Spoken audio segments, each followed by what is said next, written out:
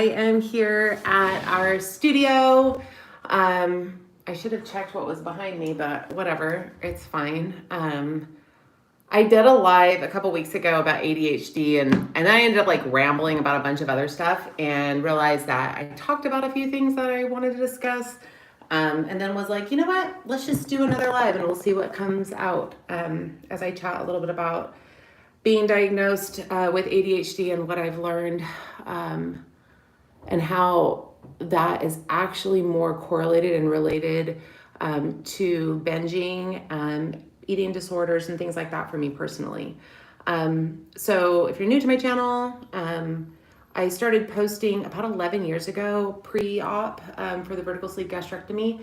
And I was like just throwing up videos and not watching them and not commenting on them because I was afraid of hate and I didn't know like how YouTube would be. And 11 years YouTube was really different. And then I just kind of let the channel go. And I had since like lost like about 100 and something whatever pounds. And I was in my 30s at that time. And I've done a few updates here and there, and I realized that there was an entire community of people like myself who had bariatric surgery a decade ago, or 5 years ago, 8 years ago, whatever, because the vertical sleeve really came into light a little over a decade ago. And then we were all kind of left hanging. So there was a lot of these videos that were created for pre-op and like that first year post-op. And then everybody was kind of left dangling. And I was guilty of that because I just kind of went on and lived my life. Excuse me. And I really wanted to revitalize this channel again because I've learned so much in the last 11 years, and I realized I need a support system. And so like your comments to me are really helpful because I don't feel alone. And if I can share and help anybody else in the weight loss community, I'd love to do that. So I am currently in the low 190s right now. I'm 5'8". I'm about a size 12, excuse me, 12, some water here, 12, 14, 10, depending on like what store I'm shopping at. I'm about a large top. I think it's about a large, maybe extra large again. And I'm 42. Recently kind of hit my little midlife crisis, did a little mohawk action here. And I have a wave of new friends having bariatric surgery right now. And there's a new platform out that a lot of people are on, and that's called TikTok. And I have struggled, with COVID and stuff and being in the event industry a lot with just anxiety and a little depression, and got some treatments for that, and realized, and I talked about my last ADHD video, that it was like anxiety medication was like putting a Band-Aid over a gushing wound for me. And with TikTok, I started watching a lot of followers, people in their adulthood that were getting diagnosed as ADHD, specifically older women, and specifically older women with eating disorders. And that was fascinating to me. And I started doing a little bit of research, and both my husband and our sons have ADHD, severely medicated, and are doing great. And I was like, well, there's a genetic component to ADHD, and like I have all these flags. So I went and got assessed, and not only did I have ADHD, but I was like on the severe side of ADHD. And in order to be diagnosed, you have to have had symptoms prior to the age of 12. So I talked to my parents, we did some interviews, and my parents were like, yeah, of course you had ADHD. It was just, you were doing really well and you had all these compensatory strategies. So we didn't figure there was any reason that you should be medicated and whatever. And even talking with my doctor, she's like, well, you have a master's degree. Like, how were you successful in school if you have ADHD? And I'm like, because I had all these other compensatory strategies, which a lot of them, fun fact, weren't healthy strategies. And started doing more and more research. And it's funny, I put a Facebook post about this. You'll see my ADHD stuff where I like ding, ding, ding, so I apologize. But anyway, I did a Facebook post about this, talking about eating disorders and ADHD. and I got a little hate on that of like, not everybody with an eating disorder has ADHD. You shouldn't generalize. And like, I'm just going to say no, duh, like obviously. But for me, I have dealt a lot with binging and purging and chewing and spitting out, which I talked about in the other video. And I didn't realize that essentially people that are clinically diagnosed with ADHD have a low dopamine response and are looking for kind of a high. Like dopamine in their frontal cortex and the frontal lobe is low. And so people that have clinical ADHD very often live off coffee, because coffee will stimulate the frontal lobe, right? And then release that dopamine, and then we're like, we can focus. People who don't have ADHD will drink coffee and sometimes get jacked. I would need 4 shots of espresso to be able to sit and actually answer emails. And that was like a big warning sign that I probably need to get assessed, because I'm like, why do I need to drink all this espresso to be able to answer emails that were really boring to me, right? And so some of my symptoms and some of the things that kind of created the path of like, I need to be assessed, was needing caffeine to be able to focus, and realizing that caffeine didn't hype me up, that it actually calmed me down. And I saw that a lot with my sons, and realizing, oh, okay, well, that's a big like red flag. I'm like a chronic creator. So I do happen to be a photographer, but things that my husband used to say was like, there's never enough. Like, Chris, you can never just sit down. You can never just relax. And like, I would create chaos, so that I had a bunch of things to like, a lot of fires to put out, because I was like, my brain couldn't focus on one thing. So I'm like, let me start this project and this project and this project and this project. And then like, I can put out that fire and that fire and that fire and that fire. And I was also creating almost more than I could handle, to be like, oh, I'm sorry, I have like 15 other things. So that when I failed at completing a task, I had an excuse. I didn't even realize that was a compensatory strategy. So like when my doctor said, well, how do you have a master's degree? And I was like, well, when I got my master's degree, I was taking 21 units. I was planning my wedding, and I was teaching myself how to knit and crochet in a parking lot. And I had a part-time job. Like, that's not normal.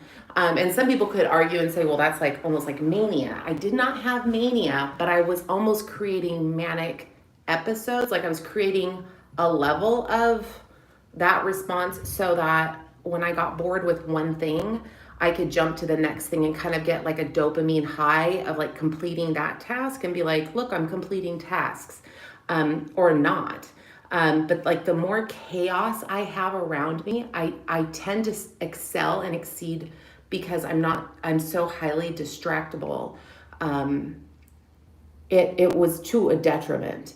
And I think earlier in my life, I had so much, 2 kids, and I had 3 jobs, and we had a business. And so I kind of had all this chaos around me. So I had a perception of success. I think a lot of people around me, they're like, oh, Chris is really successful. But like, really what was happening was I was inwardly collapsing.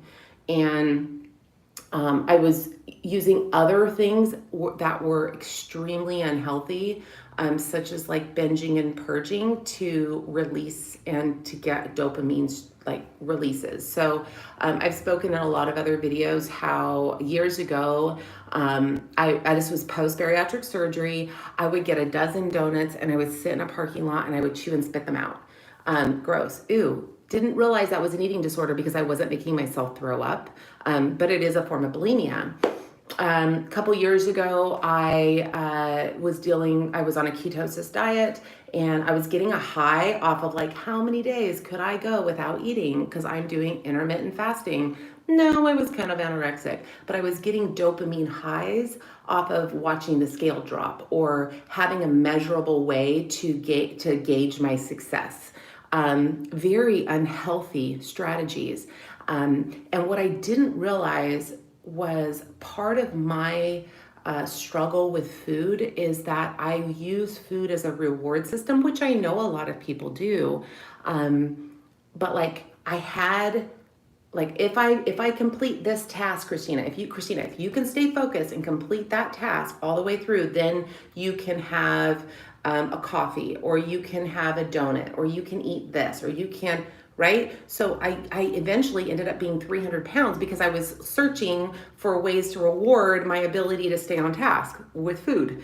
And I got really heavy. And so then I had bariatric surgery, but I still had ADHD and I still needed a reward system. So I chewed and spit out, or I would have a little deal with anorexia, or I was over drinking, or or I was packing on too many things on my plate. And so again, like I said, I could just be like, oh, sorry, I'm so busy. Let me get back to that. And there was a perception of success, even for myself and for the people around me that watched me. But like I said, I was imploding. Got assessed a couple months ago. And again, I found out I was on the severe spectrum of ADHD with hyperactivity, which you would think, oh, well, if you're hyperactive, why aren't you thinner? You know, I mean, I'm like very mid-size. I feel like I'm just like a normal, I don't feel like I'm terribly overweight. I don't think I'm underweight. I think I just look like a normal person that you see on the street. I'm like pretty okay with the way I look right now. And you would think, well, if you're hyperactive, why aren't you thinner? Because the hyperactivity doesn't have to do necessarily just with your body and your movement. It has to do with your mind. And you're like, ding, ding, ding, ding. And the more things that are in front of me, sometimes the higher I get. And again, it almost looks like a bit of mania. And sometimes I think we use the word mania because we think of like bipolar, stuff like that. Definitely different than ADHD, and I'm definitely on the ADHD scale. But getting those dopamine releases by putting all of these tasks in front of me, like to the point when I'm answering emails, I have my paint by numbers right there because I'm like, I'm not getting a dopamine release here. I'm gonna go paint by numbers, and then I can see that task, like I completed a few numbers, and I would get a dopamine release because I'm like, yay, I completed a task. I don't want to answer any more emails. That stresses me out. I'm going to go eat something. And that's part of the reason I was putting weight back on too. So got diagnosed, started a black label drug. I'm sure you've heard of it. It's called Adderall. I was very anxious to start Adderall just because it is a black label drug. I know people who have become dependent on it. I know that there can be some pretty major side effects.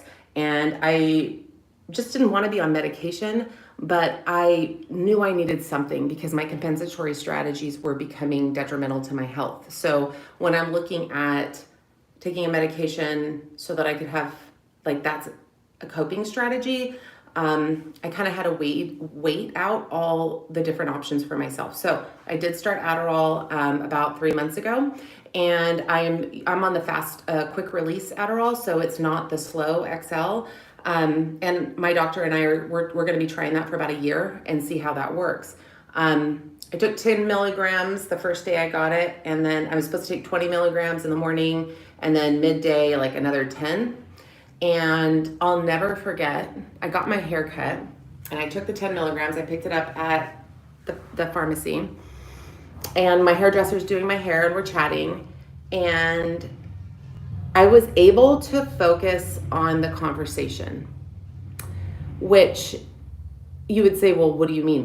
Do you just not give a shit? Do you just not listen to people when they talk? Oh, I do, but the way my ADHD brain would work was like, I would hear her talk, and then because I have that hero mentality of like, I gotta fix everybody's shit, I found, which is like, we could go on a conversation about that because I'm sure there's like some crappy ego narcissism that belongs there that I would own. But I would hear her talk, I'd hear the conversation, I'd be following the conversation, but then I would be thinking of like all the fixes for her her problems. Which isn't what she was asking me for. She was just telling me what was going on in her life. Just with that first 10 milligrams of medication, I found myself calm and just listening. And you'd be like, I don't understand why that's a win. If you have ADHD, I'm telling you right now, that's, for me personally, a huge win. So I went back out to my car and I took another 10 milligrams, so the full 20 milligrams. And I was driving here to the studio because it acts, because it's the fast acting one, within about 30 to 45 minutes. And I sat out in the parking lot for like 20 minutes and then I headed over to the studio. And about like 15 minutes, so it's that 30, 45 minutes, I've got the full 20 milligram dose working. And I was just driving. And I would love to hear if this is like for you, because I've had this conversation with my husband, like as we're driving and it's quiet in the car, and my brain is like 15 stories, all this stuff going on in my head, even if I'm not talking. And I would look at my husband and go, what are you thinking? And he's like, nothing, just enjoying the drive. Like that to me was like, huh? How are you just enjoying a drive? That is crazy to me. So again, 20 milligrams, driving to the studio, and all of a sudden, like all my thoughts, it's not that I couldn't think. It was like my thoughts in my mind were quiet. And I was just driving. And if I wanted to have a thought, I had the thought and I completed the thought. And then I was almost shocked. I was like, where's all the voices in my head? Again, I know I'm sounding a little possibly schizophrenic, bipolar kind of stuff, but true ADHD, and there's different components to this. And that's why I'm trying to be as transparent and as honest about this. With true ADHD and with the hyperactivity, and if you suffered with this, you have a hyperactive mind. And yes, I know some people, like there's a range for this. So you may not have ADHD and just like think a lot. But like I had a lot of thoughts and my thoughts weren't complete. And what I realized, you guys, what I thought was anxiety, well, it was an anxious response. So it was anxiety, I guess, in its clinical sense. But what I realized was what I thought was anxiety was actually just an overactive mind, and not in a good way. And I'm driving and it just was quiet. And like I had a little dopamine release, just like when I have coffee. It wasn't anything crazy. It was just a feeling of like peace and calming. And Adderall is a stimulant. And so if you take Adderall and you do not have ADHD, it will make you overactive. For somebody with clinical ADHD, it just quiets everything so you can have a complete thought. And, something else I learned actually right about this shutdown time is that not everybody hears voices in their head. And what I mean by that is there's two different ways of thinking. So some people have an auditory response, meaning like say you have an argument with somebody and then you think back on the argument, you're like, you can hear yourself talk, like both conversations going back and forth. Or if I'm planning my day, I'll hear my voice talking to myself about like what I'll say or what I'll do. And I'll have pictures in there too, but it's mostly auditory, right? Not everybody's like that. So I remember the first time I mentioned this to my husband and to our editor, our studio manager and editor, I was like, do you guys hear voices like when you talk to yourself? And they were like, are you crazy? Are you talking back to the voices? And I'm like, I mean, sometimes like we're having full conversations. There's a lot going on here. And they're like, no. I said, well, then how do you think? If you don't hear your voices, like, how are you thinking? And they're like, I don't know. I just think, but I don't hear voices. There's just a side note that I learned that's not, I mentioned it to my doctor and she's like, wait, not everybody hears their voice. And I was like, thank you for making me not feel absolutely insane, because they made me feel crazy. And I asked my boys are like, yeah, no, I hear voices. So there's a fun discussion, right? So ask your people in your life, do you hear voices or do you not hear voices? Didn't realize that not everybody hears their own inner monologue. That was fascinating. But so I'm driving to the studio, first time I'm taking my medication, and it was just quiet upstairs. And if I wanted to have an intentional thought, I had my thought and I completed it. And that to me was like a life-changing experience. And I took my second dose a little bit later in the afternoon, and I had a sales session here at the studio. And the irony that the person that was coming to see their pictures and purchase was a psychologist. And I had become friends with her and just said, hey, I just was diagnosed with ADHD and I just had my first dose of medication. And can I just chat with you about it? And she was like, oh my gosh, I'm so excited that adults are finally getting diagnosed and treated. And so it was just like very confirming for me. And then I started kind of keeping a journal and what I was noticing. And in fact, I was going to start a different YouTube channel for the ADHD. And I was like, no, all of this goes together. Oh my gosh. And we need to normalize this. And it's not like one diagnosis is separate from anything else. And if I've learned anything by watching old comments and seeing people a decade post bariatric surgery and realizing that maybe they didn't work through all their shit of the reason they were overeating, that's why we all put our weight back on, is because we're dealing with childhood trauma. We're dealing with undiagnosed neurodivergencies, such as possibly on the spectrum of autism, having ADHD, maybe having bipolar, having all these other things. And so we were using food to mask other pains or other issues. And so, like, if these things are not discussed together, then weight's always going to be an issue. And I really think, and I'm really hoping to cultivate a community. I was talking to my life coach, my counselor, and she's like, what do you want for this platform? And I was like, I just want to cultivate a community of like honesty, of people who are either pre-op or post-op and feel like a failure, because there's just no safe space for that. And I feel like there needs to be a normalcy of having a struggle with weight. And I was telling her, I said, when you make the jump to have bariatric surgery and you are having part of your stomach removed or you're having rerouting done, you are at almost like the level of desperation, the ultimate level of desperation. And a lot of people say, oh, it's the easy way out. No, it's not. We're just so freaking desperate to be able to control this. And it's like an outward manifestation of the struggles of what we're dealing inwardly, right? Like the only reason we got to this weight, 300, 400, 500 pounds, is because we're struggling with other shit. And we're using food to compensate for the other stuff that we're struggling with. Okay? Then we have the surgery. And then we put our weight back on. Well, that's because we have all this other stuff to talk about and to deal with.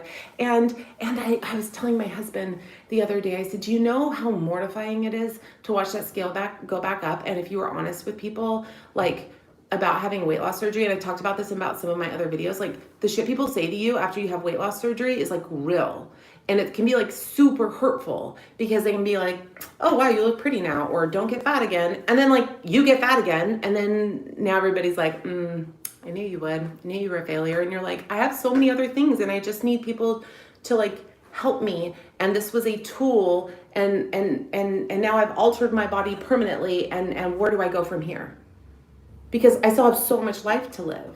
And how do I compensate? And so I'm trying to just be honest with people, and everybody's story is completely different. And my story is not your story, but what, if I can leave you with anything, is that we need to normalize. I don't mean normalize trauma in the sense of like, it should be okay for us to have trauma, but we need to normalize getting help for childhood trauma. I think we need to normalize, calling people out on hurtful shit of like, that's hurtful when you say that, so that we can educate the world of that. Like when we are obese, that means there's other things going on. And please don't judge my skin bag, because this is just a reflection of maybe some pain or some compensatory strategies I'm using to deal with maybe a cognitive issue, maybe a impulse issue, maybe like I guess ADHD, had no idea. Now, does this medication fix me? Well, my question would be, did my sleep fix me? Not really. It was a tool.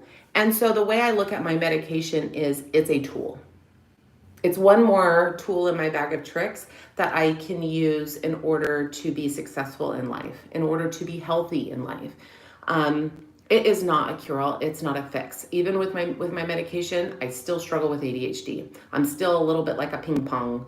Boing, boing, boing, boing, boing. I'm still probably gonna put too much on my plate because that's where I run. But like even like this channel, okay, so this channel, great example. Because I seek dopamine releases, everyone does. I'm not special in that regard. Very well aware.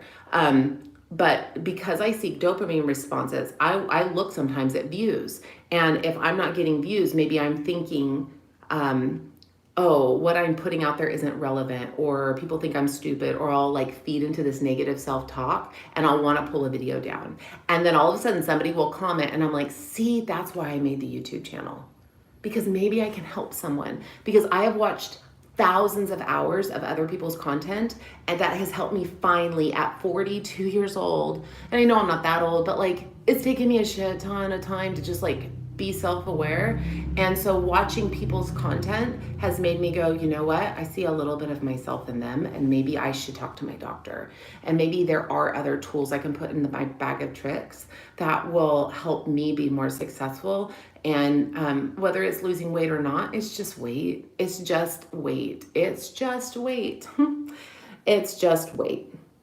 Okay, so I hope that's helpful. I would love, love, love if you share with me on some things that maybe you're struggling with, or any videos that I can make. Again, this is just my point of view.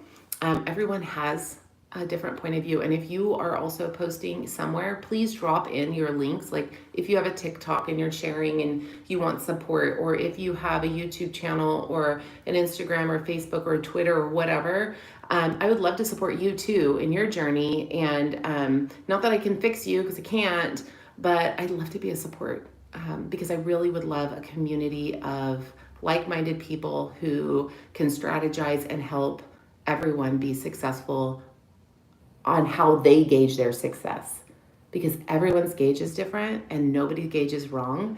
And I think that we need to expand what we deem as success. Okay, so thank you for listening, and I'll be, if I can, post as much. I put a thing on like the bullshit that I dealt with post-bariatric surgeries, like things that people have said. I did that yesterday, and I mentioned on there that I had glass removed from my eye. 7 shards of glass they pulled out of my eye last week, so I couldn't post. But I'm just gonna keep putting this crap up there, and I'm just gonna let it sit like I did 11 years ago. And if it helps, it helps, and if it doesn't, it doesn't. But talking about this is helping me, so I'm gonna keep doing it. Thanks, guys. Now I gotta remember how to stop this thing.